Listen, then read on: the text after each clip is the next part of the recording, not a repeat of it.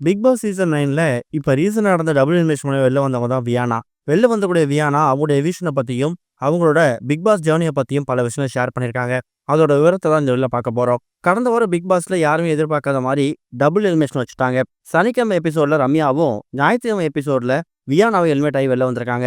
ரம்யாவோட எவிஷன் அப்படிங்கிறது எல்லாமே எதிர்பார்த்த ஒண்ணு தான். கண்டிப்பா அவங்க போன வாரம் வெளில போயிடுவாங்கன்னு பார்க்கும்போது, அவங்க கேப்டனா இருந்ததால அவங்க நாமினேஷன்ல வரல. ஆனா மறுபடியும் ரம்யா நாமினேஷன் வந்ததுக்கு அப்புறமா மக்கள் ரொம்ப கம்மியான ஓட் போட்டு அவங்க அனுப்பிட்டாங்க. வியன்னாவை பொறுத்தவரைக்கும் ஆரம்பத்துல இந்த சீசனோட கேம் பிளே அப்படிங்கிறது இண்டிவிஜுவலா இருந்துச்சு. ஆனா நாட்கள் போக போக அவங்க வந்து ரொம்ப ஃபேக்கா இருக்காங்க, அவங்க நடிக்கிறாங்க அப்படிங்கிற மாதிரி அவங்கள பத்தி ஒரு தப்பான ப்ரொஜெக்ஷன் வந்து உருவாக ஆரம்பிச்சிருச்சு. அதனால என்னவோ தெரியல, மக்களோட சப்போர்ட் அப்படிங்கிறது வியன்னாவுக்கு குறைஞ்சிருச்சு. ஞாயிற்றுக்கிழமை எபிசோட்ல எஃப்ஜே அப்புறம் வியானா இவங்க 2 பேரையும் தான் விஜய் சேதுபதி ஹாட் சீட்ல உட்கார வச்சிருக்காரு. இந்த 2 பேர்ல யார் போவாங்கன்னு ஹவுஸ்மேட்ஸை கேட்கும்போது முக்கால்வாசி நபர்கள் வந்து எஃப்ஜே பேர் தான் சொன்னாங்க. அதுக்கு முக்கியமான காரணம் எஃப்ஜேவோட கேம் பிளே வந்து ரொம்ப அக்ரஷனா இருக்கு. ஆதிரி அப்புறம் வியானா வச்சு தான் எஃப்ஜே வந்து வீட்டுக்குள்ள வந்து கேம் ஆடிட்டு இருக்காரு அப்படிங்கிற மாதிரி பல கருத்துக்கள் பரவுச்சு. ஆனா அங்கதான் ஒரு மேவர் ட்விஸ்டே காத்துட்டு இருந்துச்சு. யாருமே எதிர்பார்க்காத மாதிரி எஃப்ஜே சேவ் பண்ணிட்டு வியானோட நேம் வந்து கார்டில் காமிச்சதுக்கு அப்புறமா ஒட்டுமொத்த ஹவுஸ்மேட்ஸும் பயங்கரமா ஷாக் ஆயிட்டாங்க. ஏன்னா எஃப்ஜே அப்புறம் வியானா 2 பேருமே ஹாட் சீட்ல உட்கார்ந்ததும் மக்கள் எதிர்பார்த்த மாதிரியே ஹவுஸ்மேட்ஸும் எஃப்ஜே தான் போவான்னு எதிர்பார்த்திருக்காங்க. ஆனா அந்த ட்விஸ்ட்டை பார்த்ததுக்கு அப்புறமா வியானா வந்து ரொம்ப ப்ரௌடா தான் ஃபீல் பண்ணாங்க. அதுக்கப்புறம் பிக் பாஸ் வந்து வியானாவை ரொம்ப ஜாலியா வெளில அனுப்பி வச்சாரு. இப்போ வெளில வந்துக்கூடிய வியானா அவங்களுடைய எவிக்ஷனை பத்தி பேசும்போது, கடந்த 2, 3 வாரமாவே நான் எங்கேயோ கொஞ்சம் சொதப்பிட்டேன்னு எனக்கே தெரிஞ்சது. விஜய் சேதுபதி சார் ஸ்டேஜ்ல கேட்கும்போது நான் அதான் சொன்னேன். எந்த இடத்துல விட்டுட்டீங்க அந்த கேம் அப்படின்னு கேட்கும்போது, லாஸ்ட் ஒரு 2 வீக்ஸா நான் சரியில்ல சார். என்னோட கேமை நான் விட்டுட்டேன். வேற ட்ராக்ல நான் போயிட்டேன்னு எனக்கே தோணுச்சு. ஆனா அது எவிக்ஷன் ஆகும்னு நான் நினைச்சு கூட பார்க்கல அப்படிங்கிற மாதிரி ரொம்ப எமோஷனலா பேசியிருந்தாங்கல்ல. அதைத்தான் இப்போ வெளில வந்ததுக்கு அப்புறம் அவங்க ஷேர் பண்ணியிருக்காங்க.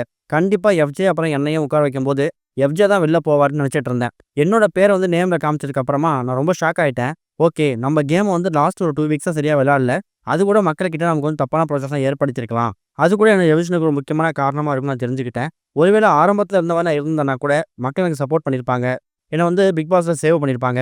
எனிவே பரவால்ல. இந்த ரிசல்ட் வந்து ரொம்ப ஃபேரான ரிசல்ட்ட தான் பார்க்குறேன். எஃப்ஜேக்கு பதிலா என்ன அனுப்பிட்டாங்க. எஃப்ஜே தான் போயிருக்கணும் அப்படின்னு பல கருத்துக்கள் பரவிட்டு இருக்கு. அது வந்து மக்களோட ஒப்பீனியன். என்னோட ஒப்பீனியன பொறுத்தவரைக்கும் இது வந்து ஒரு ஃபேரான எலிமினேஷன் தான் அப்படின்னு சொல்லியிருக்காங்க.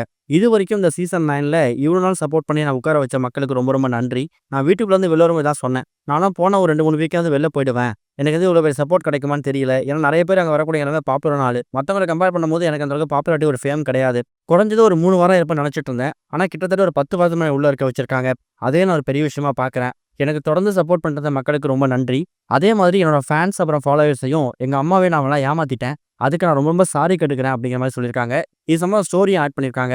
ஆக மொத்தத்தில வியானாவோட எவிக்ஷன் அப்படிங்கிறது ஒரு ஃபேரான எவிக்ஷன் தான் அப்படிங்கிற மாரி ஒரு தரப்ப சேர்ந்தவங்க சொல்றாங்கல்ல.